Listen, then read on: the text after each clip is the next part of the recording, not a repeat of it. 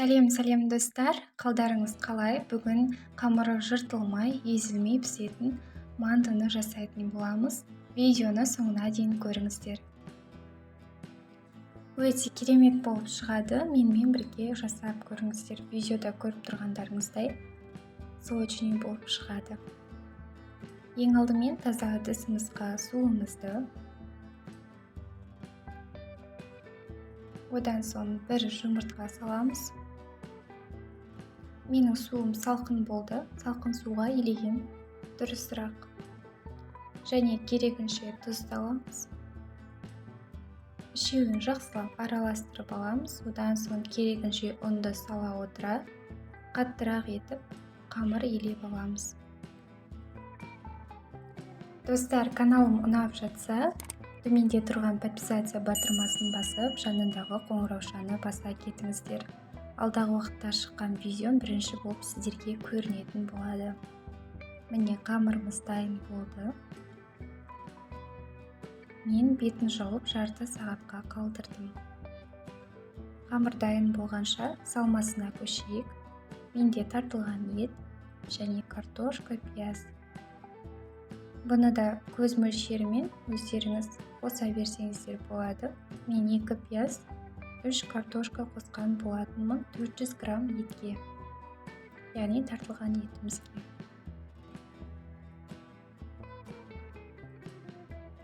Пиязы молырақ болса, мантыларымыз да сочный болып шығады. Видеода көріп тұрғандарыңыздай майда етіп турап саламыз. Картоптарымызды да дәл солай майда етіп тураймыз. Достар, видеоны соңына дейін көріңіздер, қамырды жайып көрсететін боламын. Видеом ұнап жатса, комментарий жазып, лайк басып кетіңіздер. Және достарыңызбен бөлісуді ұмытпаңыздар. Міне біздің салмамыз дайын болып қалды. Керегінше қара бұрыш және тұз салған болатынмын. Жақсылап араластырып аламыз.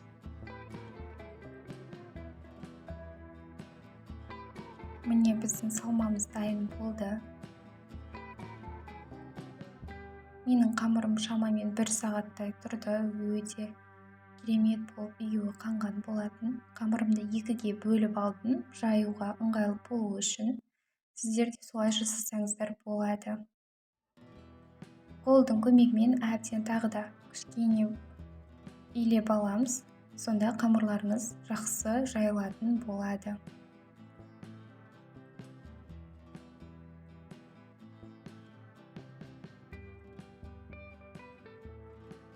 Менің қамырым әлі де доп-домалақ болып шықпайды.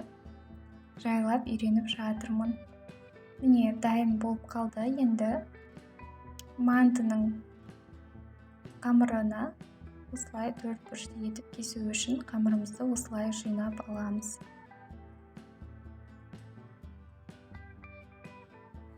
Алдағы уақытта доп-домалақ болып шығатын қамырды көретін боласыздар. Әзірге осылай қисық-қисық қамыр болды. Видеодағыдай жасаймыз. Және ровно 4 бұрышты етіп, жан-жағын бірдей етіп кесіп аламыз. Сонда мантыларыңызды бүккен кезде бірдей болып шығатын болады.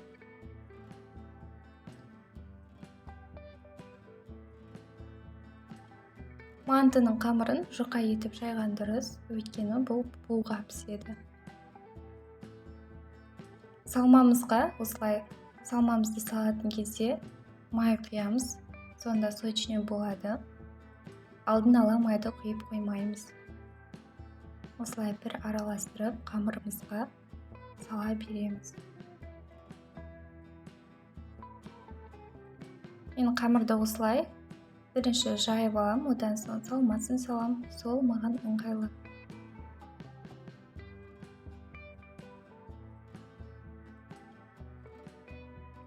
Салмасы да молырақ болса, формасын жақсы ұстап, өте әдемі мантылар шығатын болады. Видеодағыдай жасасаңыздар, өте әдемі көрінеді.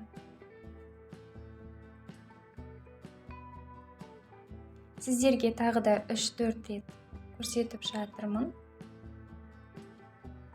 Басқа да әдіспен түйсеңіздер болады. Мен осы әдіспен жасаймын. Өте әдемі көрінеді.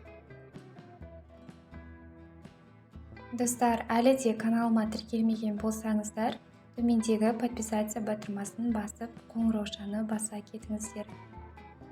Алдағы уақытта қандай видео рецептер күтесіздер? Оны да жаза кетіңіздер. Мен міндетті түрде түсіріп, сіздермен бөлісетін боламын.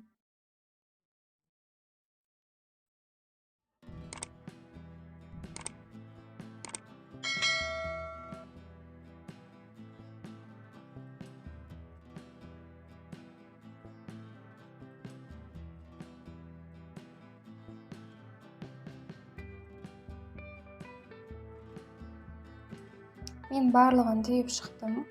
Шамамен 50 дана манты дайын болды. Одан соң осылай листтарымызды майлап аламыз. Сұйық май. Одан соң мантыларымызды орналастырамыз.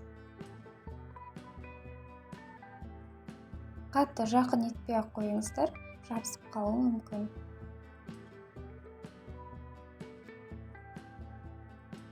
Осылай орналастырып болған соң, бетіне міндетті түрде сұйық майды жағып шығамыз.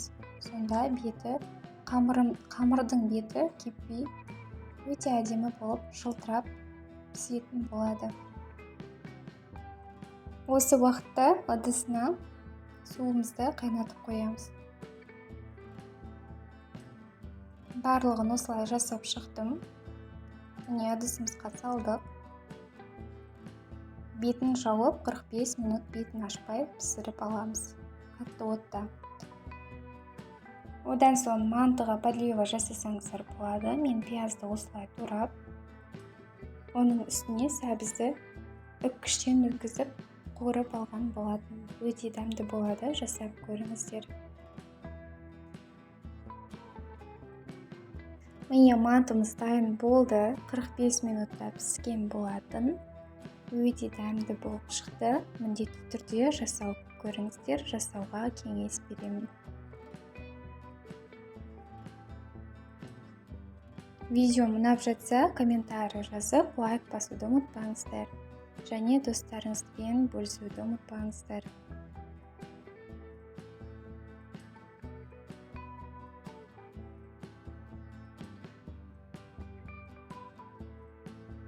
Қамыры жыртылмай, езілмей, өте әдемі болып шықты. Видеода көріп тұрғандарыңыздай қатты ыстық болды, сол үшін ортасын толықтай көрсете алмадым.